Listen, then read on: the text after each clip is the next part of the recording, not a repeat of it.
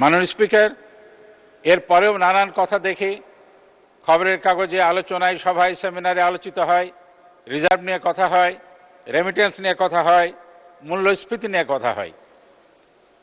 এই যে ইউক্রেনের যুদ্ধ, ইউরোপীয় সংকট, মধ্যপ্রাচ্যের সংকট, কোভিড, এত কিছুর পরে আমাদের দেশে কোথাও কোনো সংকট থাকবে না, সব কিছু জলবৎ তরলং থাকবে, এতটা আশা করা বোধহয় কারো পক্ষেই সঠিক নয়।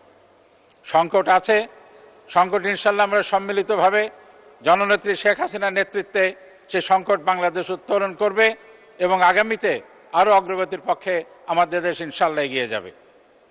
তবে এর মাঝে আমি মাননীয় অর্থমন্ত্রীর দৃষ্টি আকর্ষণ করব একটি বিশেষ বিষয়ে। আমি আমার উদ্বেগ প্রকাশ করছি মাননীয় স্পিকার, এই ব্যাংকিং উৎস থেকে সরকারের ঋণ প্রসঙ্গে। ব্যাংকিং উৎস থেকে যদি সরকার বেশি ঋণ নেয় তাহলে বেসরকারি খাতে ঋণের প্রবাহ হ্রাস পেয়ে যায়। বেসরকারি ক্ষেত্রে যদি ঋণের প্রবাহ হ্রাস পায় সেখানে বিনিয়োগ ব্যাহত হয়, সেখানে শিল্প এবং বাণিজ্যের অগ্রগতি ব্যাহত হয়। বিনিয়োগ বিঘ্নিত হলে, সেবা খাতের অগ্রগতি বিঘ্নিত হলে দেশের কর্মসংস্থান বিঘ্নিত হয়। লক্ষ লক্ষ যুবকের ভবিষ্যৎ তখন কিছুটা তমসাচ্ছন্ন হয়ে আসে। নতুন কর্মসংস্থান সৃষ্টি না করতে পারলে আমাদের যুব সম্প্রদায়কে আমরা স্বপ্ন দেখাতে পারবো না। যুব সম্প্রদায় যদি স্বপ্ন না দেখে আমাদের ভবিষ্যৎ উজ্জ্বলতর হবে না। কাজে সরকারের উচিত ব্যাংক থেকে বেসরকারি খাতে ঋণ নেওয়ার সুযোগ বাড়িয়ে দেওয়া, এবং এটা বাড়িয়ে দিতে হলে ব্যাংকিং উৎস থেকে অর্থ মন্ত্রণালয়ের বা সরকারের ঋণ গ্রহণের প্রবণতাটা কমাতে হবে। আমি যদি আপনার দৃষ্টি আকর্ষণ করে বলি মাননীয় স্পিকার, এবং আশা করি মাননীয় অর্থমন্ত্রী বিষয়টি আমলে নেবেন, 2017-18 সালে ব্যাংকিং উৎস থেকে সরকারের ঋণ ছিল মাত্র 11,731 কোটি টাকা। এটা হলো 17-18 সাল, মাত্র 5-7 বছর আগের কথা।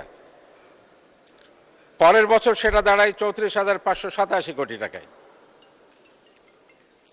কিন্তু 18-19 সালের পরে 19-20 সালে কোভিডের ঠিক আগে 34,000 থেকে এটা 72,246 কোটি টাকাতে এক ধাপে সরকারকে বেসরকারি খাত থেকে ঋণ নিতে হয়।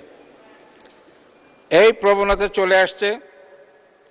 2021-22 সালেও এটা 72,000 কোটি টাকার ভেতরেই ছিল ওই বছরের ব্যাংকিং খাত থেকে ঋণ নেয়া। কিন্তু 22-23 সালে এসে, অর্থাৎ কোভিড পরবর্তী সময়ে, 1,24,123 কোটি টাকা ব্যাংকিং উৎস থেকে সরকারকে ঋণ নিতে হয়। এই বছর আমি দেখছি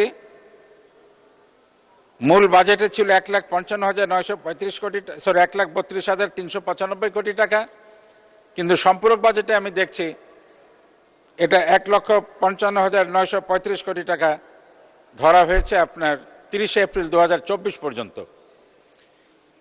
জুন 2024-এ এক মাসে আমাদেরকে 61,000 কোটি টাকা ঋণ নিতে হচ্ছে ব্যাংকিং উৎস থেকে সরকারকে।